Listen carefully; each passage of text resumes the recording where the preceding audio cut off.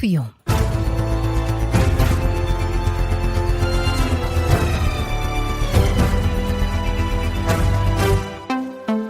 Jornal das 8 com o jornalista Luís Soares. Em resposta aos ataques desta noite dos Estados Unidos, o Irão atacou bases norte-americanas nos países do Golfo. A Guarda Revolucionária Iraniana anunciou também o encerramento do Estreito de Hormuz. Os Estados Unidos lançaram uma nova vaga de ataques contra o Irão pela segunda noite consecutiva, depois de Donald Trump ter avisado que Teherão iria pagar o preço pelo impasse nas negociações, e o Irão, Miguel Gato, já respondeu aos bombardeamentos norte-americanos. Com ataques contra bases militares norte-americanas no Bahrein, no Kuwait e também na Jordânia, sendo que o espaço aéreo do Kuwait chegou mesmo a estar encerrado, mas foi, entretanto, reaberto esta manhã.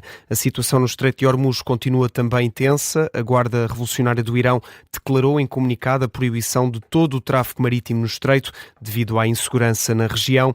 O Irão diz que se trata de uma resposta direta às atrocidades que estão a ser cometidas pelos Estados Unidos. E a Casa Branca já veio justificar estes ataques, Miguel. O Pentágono classifica os ataques desta noite como um ato de diplomacia, depois de o Comando Central dos Estados Unidos revelar que a ofensiva atingiu sistemas de comunicação e instalações de defesa aéreas do Irão.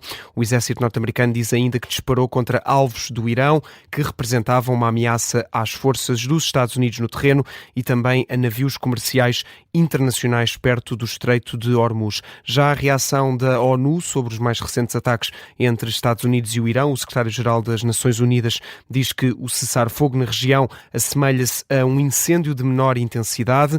António Guterres insta todas as partes a trabalharem em prol de uma solução diplomática. Miguel Gato, e as mais recentes atualizações da guerra entre Estados Unidos e Irão, em consequência desta nova onda de ataques, o preço do barril do petróleo está novamente em subida. O Brent já a ser negociado esta manhã em torno dos $95 por barril. Na análise, o historiador Bruno Cardoso Reis diz que estes mais recentes ataques norte-americanos são uma tática negocial de Donald Trump que não está a resultar. Parece, em todo caso, ser uma tática negocial, pelo menos no entendimento de Donald Trump e dos seus próximos. Esta ideia de que, no fundo, se pode usar a força militar para tentar forçar o Irão a assinar um acordo. O problema realmente é que isso não tem estado a funcionar. A ideia, no fundo, de Donald Trump de que muito rapidamente, depois de mostrar o poderio militar americano, conseguiria um acordo muito melhor, muito mais amplo, muito mais exigente do que o acordo que foi assinado por Obama. Isso realmente não se confirmou. A análise do historiador Bruno Cardoso Reis no gabinete de guerra desta manhã. Entretanto, 22 países, incluindo Portugal, exigem que o Irão pare com os ataques noutros países contra dissidentes iranianos, jornalistas ou membros das comunidades judaicas e israelitas. E falamos agora da prestação social única. A proposta legislativa do Governo obriga jovens com deficiência ou cancro a fazer até 15 horas de trabalho social. E só exclui dessa obrigação de trabalho social deficiências mais severas, iguais ou superiores a 80% de incapacidade. É o que adianta esta manhã o Jornal de Notícias, na véspera da proposta ser discutida no Parlamento. De acordo com o JN, o direito à prestação social única fica condicionada a atividades de solidariedade social. A condição aplica-se aos beneficiários e aos membros do agregado familiar que estejam desempregados e tenham entre 18 e 25 anos. Há várias exclusões, mas no caso das pessoas deficientes só fica de fora quem tenha mais de 80% de incapacidade, um valor que fica acima dos 60% previstos para efeitos fiscais e de apoios. De acordo com o Público, o Governo admite ainda um aumento da despesa de 30 a 40 milhões de euros com a criação da prestação social única. E hoje começa o Campeonato do Mundo. Importa por isso dar-nos a conhecer as equipas do Grupo da Seleção Nacional, o Grupo K. Nesta edição ficamos a conhecer um pouco mais sobre o primeiro adversário de Portugal, a República Democrática do Congo. Que chega a esta fase final de um Campeonato do Mundo de Futebol pela segunda vez na história. A última tinha sido no Mundial de 1974 e na altura a República Democrática do Congo ainda se chamava Zaire.